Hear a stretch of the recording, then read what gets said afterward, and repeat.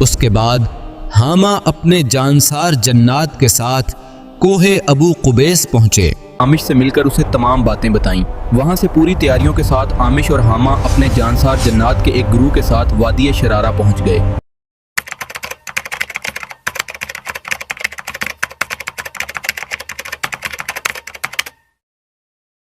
اے حامہ، ابلیس نے وادی شرارہ کے ارد گرد اپنا تلسم قائم کیا ہوا ہے۔ اگر ہمارے ساتھی جنات نے وادی میں گھسنے کی کوشش کی تو مارے جائیں گے۔ میری تجویز ہے کہ ہم دونوں وادی کے اندر داخل ہوں۔ حامہ نے اس تجویز سے اتفاق کیا۔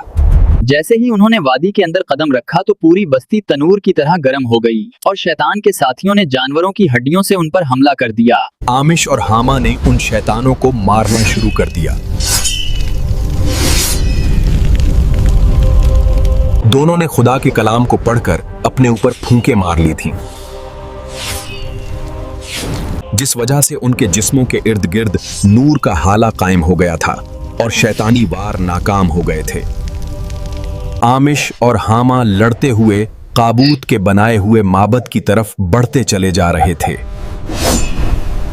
ابلیس انہیں پھانسنے کے لیے اپنے تخت پر بیٹھا خفیہ ہدایات جاری کر رہا تھا۔ اے برادر آمش، ہم سے ایک بھول ہو گئی کہ ہم ابلیس کی ساتھی سالہ کو ساتھ لے کر نہیں آئے۔ تم ایسا کرو، تم فوراً بابل جاؤ اور اسے واپس لے آؤ۔ میں یہاں ان دشمنوں کو روکے رکھوں گا۔ اے حامہ، میں تمہیں اکیلا چھوڑ کر نہیں جاؤں گا۔ اگر تمہیں یقین ہے ہم یہ جنگ جیت سکتے ہیں تو تم اسے لے آؤ۔ میں یہاں دشمنوں سے لڑتا رہوں گا۔ حامہ نے وادی کے باہر موجود تمام جانسار جنات کو آمش کی مدد کے لیے روانہ کر دیا اور خود سالہ کو لینے کے لیے خطرناک راستوں پر چل پڑا۔ بابل پہنچنے پر حامہ کو یہ جان کر شدید صدمہ ہوا کہ محلہ بیل اب اس دنیا میں نہیں رہا۔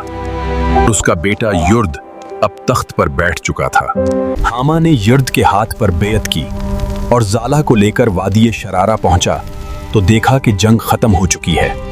وہ معبد کی جانب بڑھا تو شیطان کے ساتھیوں نے اسے گھیر لیا۔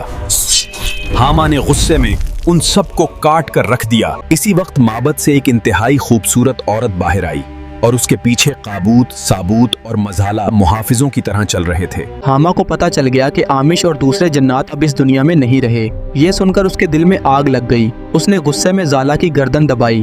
اے حامہ، اگر تم اپنی سلامتی چاہتے ہو تو جالا کو فوراً چھوڑ دو، ورنہ تمہیں بھی ویسی ہی موت ماروں گی جیسے میں نے تمہارے بھائی آمش اور دوسرے جنات کو بے بس کر کے مارا ہے۔ خاموش ہو جا اے بدذات عورت، تم نہیں جانتی کہ حامہ کون ہے۔ میں اگر ایک پھونک ماروں تو تمہاری یہ بستی تنکوں کی طرح بکھر جائے گی۔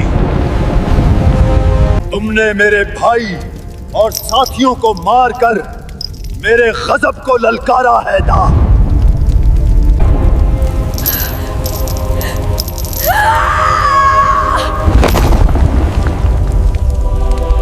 وہ عورت جو سراپا انتقام نظر آ رہی تھی، اس نے جالا کی لاش کو بڑے آرام سے ایک طرف لٹایا اور اس پر کچھ پڑھ کر پھونک ماری۔ جالا آہستہ آہستہ اٹھ کر اس عورت کے ساتھ جا کر کھڑی ہو گئی۔ اس خوبصورت عورت نے بڑے تکبر سے حامہ کی طرف دیکھا۔ حامہ یہ دیکھ کر حیران رہ گیا اور پھر اپنے ہاتھ پھیلا کر منہ میں کچھ پڑھنے لگے۔ یہ دیکھ کر قابوت اور سابوت اس کے سامنے جھک گئے۔ پھر اچانک جالا کے ارد گرد ایک دھواں سا پھیل گیا اور جب دھواں ختم ہوا تو وہاں ایک انتہائی مکروہ شکل کی چڑیل کھڑی ہوئی تھی۔ ابلیس کی داسی، جالا ذرا اپنا مرماز تو بجا۔ اس کے مرماز بجاتے ہی تمام ابلیسی مخلوق جھومنے لگی۔ حامہ سوچنے لگا کہ یہ کون عورت ہے جس کے پاس علم کی بے پناہ طاقت ہے کہ اس نے مردہ زالہ کو زندہ کر دیا۔ اے حامہ، تو نے دیکھ لیا کہ ہم نے زالہ کو دوبارہ زندہ کر دیا۔ زالہ ابلیس کی روح کا ایک روپ ہے، تم اسے نہیں مار سکتے۔ کہیں تو ایک پھونک میں تمہیں جلا کر راکھ کر دیں۔ اے عورت، تو کیا سمجھتی ہے کہ میں ڈر کر بھاگ جاؤں گا؟ ساتھ तुझे इब्लीस की ताकत पर नाज है, मगर ए खुदा की दुश्मन, ये समझ ले कि मैं तुम्हारी मौत हूँ। ये कहते ही उस औरत ने मंत्र पढ़कर हामा पर फूंक मारी और एक खौफनाक जादुई हमला उसकी तरफ लिपक आया। हामा ने अल्लाह का कलाम पढ़कर अपने इर्द गिर्द नूर का हिसार बना लिया और दुश्मन का जादू खुद उसी पर पलट गया। हामा ने अपनी तलवार निकाली और काबूत और साबूत पर हमला कर दिया। उस औरत ने कहीं से एक लंबी और नोकीली हड्डी निकाली और साबूत की तरफ फेंक कर कहा, ऐ साबूत, तुम ये हड्डी लेकर हामा के नूरानी हिसार के अंदर दाखिल हो जाओ और इसे चाकू की तरह मार दो। साबूत वो हड्डी लेकर तेजी से आगे बढ़ा और जैसे ही वो नूरानी हिसार से टकराया, उसके बदन में आग लग गई और वो दर्द से चीखने लगा। हामा ने एक मर्तबा फिर अल्लाह का कलाम पढ़ा तो उसके सामने एक आग का तालाब बन गया। हामा ने साबूत को पकड़कर उस आग के तालाब में फेंक दिया और वो चीखता हुआ उस तालाब में गर्क हो गया। इस औरत ने साबूत का अंजाम देखकर गुस्से में जादू पढ़ना शुरू किया, लेकिन जादू के जोर से निकलने वाले आग के शोले इस नूरानी हिसार से टकराकर खत्म हो गए। हामा ने एक मर्तबा फिर अल्लाह का कलाम पढ़कर पूरे इलाके को नूरानी हिसार से घेर लिया। ये देखकर वो औरत काबूत, साला और मुराला को लेकर भागने लगी, लेकिन हर तरफ नूरानी हिसार ने उनका रास्ता रोक रखा था। इसी दौरान हामा की बीवी उसे ढूंढते हुए वहां आ गई और वो औरत खामोशी से उसकी तरफ बढ़ने लगी। ए हामा, मुझे इस औरत से बचाओ, मैं तुम्हारी इज्जत हूँ। हामा अब तेरा नहीं रहा।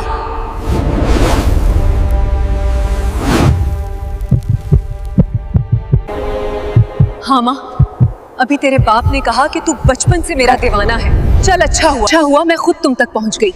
उसने ये कहकर हामा का हाथ पकड़ा और हामा एक लम्हे में ख्वाब की कैफियत से निकलकर होश में आ गया। उसने गुस्से से अपनी बीवी की राख की तरफ देखा और कहा, शानूर, ये सच है कि मैं बचपन से तुझे चाहता था, लेकिन तू वो औरत नहीं जो हक की रोशनी थी। तेरा वजूद तो गंदगी से भरा हुआ है। मैं तुझसे नफरत करता हूँ। मैं तो उस शाह नूर से मोहब्बत करता था जिसने हमेशा इब्लीस के खिलाफ जंग की थी। ए हामा, तेरा दिमाग खराब हो गया है। ऐ मेरे गुमराह बाप, दिमाग मेरा नहीं बल्कि तुम्हारा खराब हो गया है और मैं तुम्हें भागने का सिर्फ एक मौका दे रहा हूँ, और अगर उसके बाद भी तुम मेरे मुकाबले पर आए तो मैं तुम्हें जिल्लत की मौत मारूंगा। हामा, तुझे अपनी ताकत पर बड़ा नाज है, तो आज मैं तेरी ताकत को ललकारती हूँ और देखती हूँ कि तेरे अंदर कितनी कुव्वत है। ये कहकर शाह नूर ने इब्लीस का लिबास पहन लिया और हामा के मुकाबले के लिए सामने आ गई। मगर हामा ने अल्लाह का कलाम पढ़ा और अपने इर्द गिर्द नूरानी हिसार बना लिया। शाह नूर ने अपने इल्म के जरिए वहां तूफान पैदा कर दिया। आसमानी बिजली बार बार हामा पर बरसने लगी, मगर हर बार नूरानी हिसार से टकराकर खत्म हो जाता।